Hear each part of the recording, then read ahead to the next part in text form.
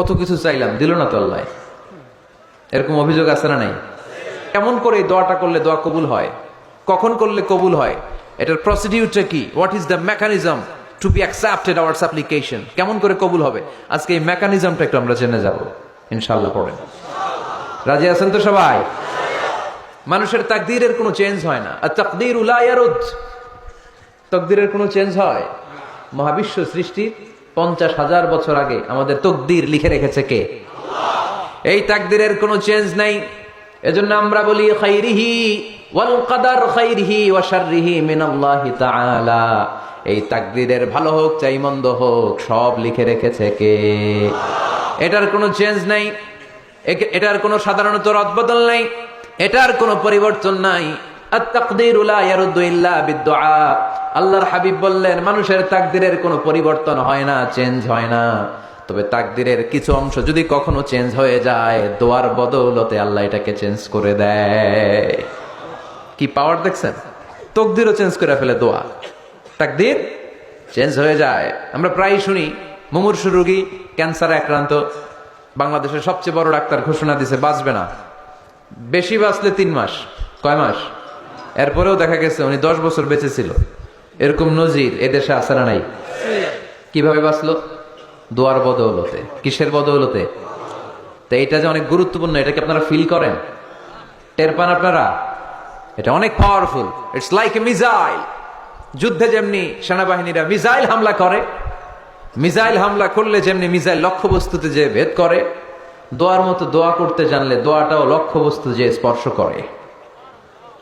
সুবহানাল্লাহ পড়বেন না? আর দোয়া সিলাহুল মুমিন, দোয়া হচ্ছে মুমিনের অস্ত্র।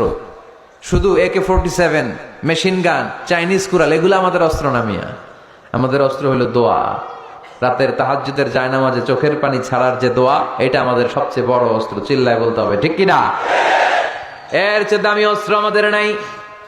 এটাই মুমিনের সব চাইতে বড় হাতিয়ার।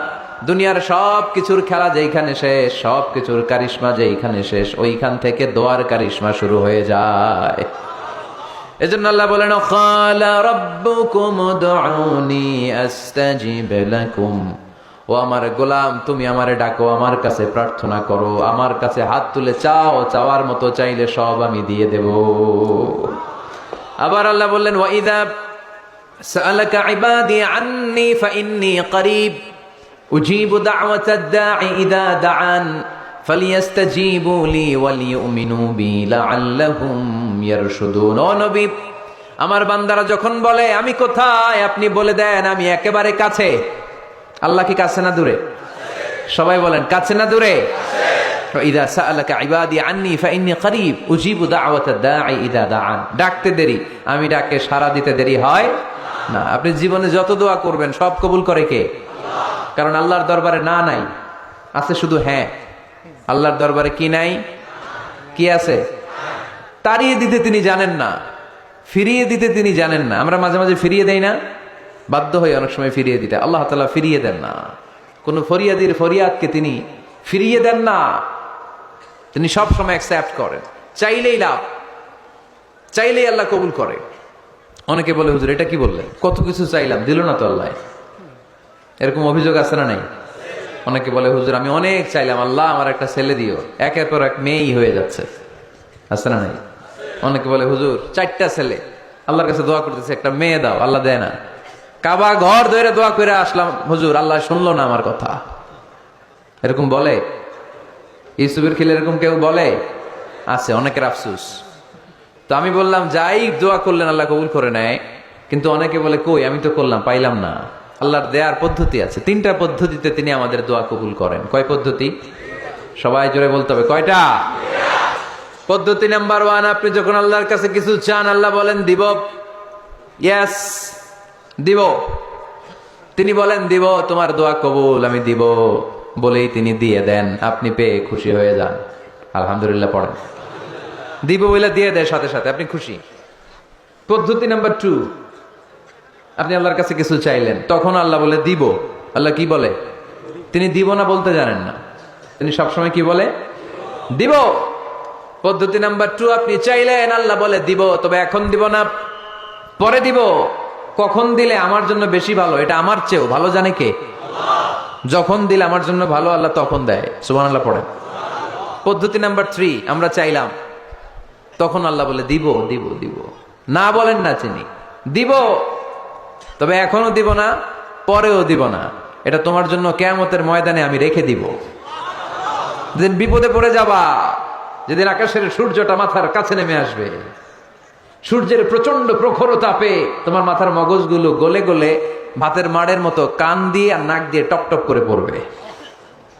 তৃষ্ণায় ক্ষুধায় পেরেশানিতে জিব্বাটা বের হয়ে কুকুরের মতো নাভি স্থল পর্যন্ত ঝুলতে থাকবে।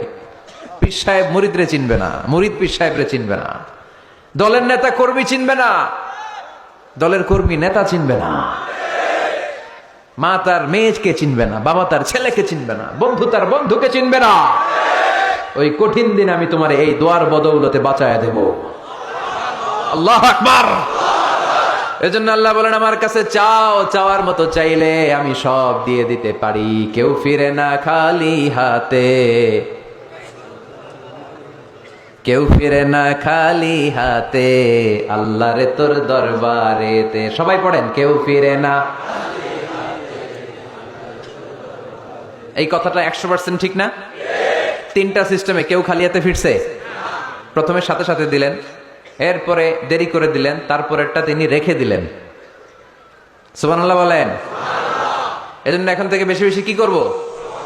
কি করবেন? কার কাছে চাইবেন? কবুল করবে উনি? বিশ্বাস হয়? সন্দেহ লাগে? লাগে লাগে?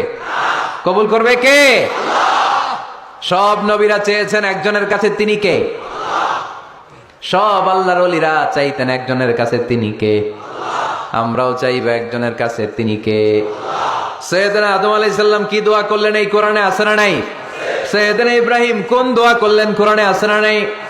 সৈয়দনা আদম আলাইহিস সালাম ভুল করে একটা নিষিদ্ধ ফল খেয়ে ফেললেন, যখন উপলব্ধি করলেন চোখের পানি ছেড়ে কান্না জুড়ে দিলেন আর দোয়া করতে আরম্ভ করলেন। পড়েন, রব্বানা যালামনা আনফুসানা ওয়া ইল্লাম তাগফির লানা ওয়া তারহামনা লানাকুনান্না মিনাল খাসিরিন। ও আমাদের রব, যালামনা আনফুসানা, নফসের উপর জুলুম করেছি, অন্যায় করেছি।